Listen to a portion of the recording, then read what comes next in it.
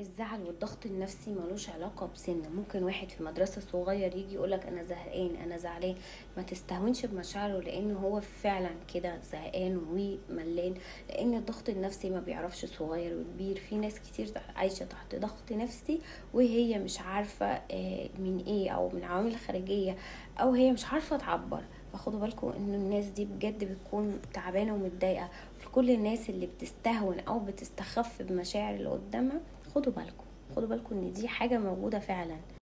الكارثة بقى هنا ان هو لما بيجي يفضفض لك وبتستخف بمشاعره، بيبدأ ان هو يحبط ويتدمر ويحط في نفسه اكتر، ويبدأ يلوم نفسه ان هو ليه بيتكلم، ويبدأ بعد كده يعقد نفسه اكتر بان هو يكتم في اي مشكلة او في اي حاجة وما يجيش يحكيها. وده بيبقى احنا السبب فيه، عشان احنا ما عالجناش المشكلة من الاول. فخدوا بالكم لما حد يتكلم معاكم في انه متضايق او مخنوق، نسمعه ونشوف حلول. حتى لو مش هنعرف نقدم حلول، بس نحاول نهون عليه بالكلام.